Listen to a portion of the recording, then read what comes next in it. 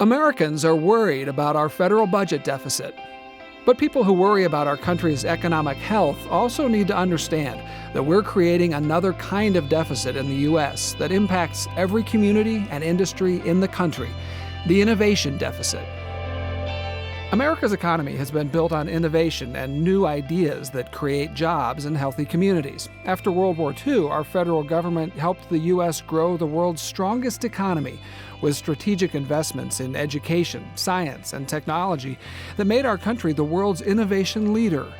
Research funded by the National Science Foundation, the National Institutes of Health, NASA, and the Departments of Defense, Energy, Agriculture, and Commerce has led to life-saving vaccines, lasers, MRI, touchscreens, GPS, and even the Internet. In fact, more than half our country's economic growth in recent decades has been thanks to innovation, much of which has resulted from federally funded scientific research. Innovation has made the United States the leading economic power in the world. It's why new industries have their roots here in the U.S. and why the smartest people from all over the world want to be at our universities. It's the reason our men and women in uniform are equipped with the world's most advanced technology. But now, that's changing. Scientists and business leaders agree that a growing innovation deficit means the U.S. could lose its lead in science and technology, and once that lead is lost, it could be difficult to regain. So what is the innovation deficit? It's the widening gap between the actual level of federal government funding for research and education and what the investment needs to be if the United States is to remain the world's innovation leader.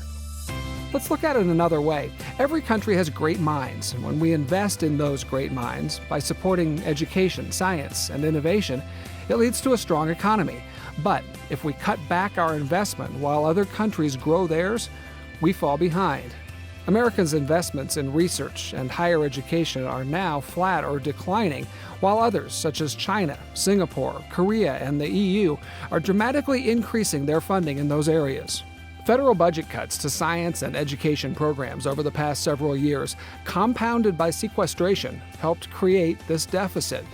If we don't address the innovation deficit, it will be impossible to grow our economy, overcome our budget deficit, and create the jobs of the future as the rest of the world makes great strides. And the stakes are high. What country will become the magnet for the world's best and brightest scientists and engineers? What country will create the next information technology industry or biotechnology revolution? Who will make the next big discoveries in medical treatments, devices, and life-saving drugs? Will the United States continue to be the innovation leader, or will we be just another competitor? If the United States is to remain the world's innovation leader, we must close the innovation deficit by growing and sustaining federal investments in scientific research and education. We need students and teachers who are challenged to think critically and ask tough questions. We need laboratories that have the resources to break new ground. We need great universities that attract and grow great thinkers. Together, we can make it happen. Please, tell your member of Congress to close the innovation deficit by supporting strong funding for research and education.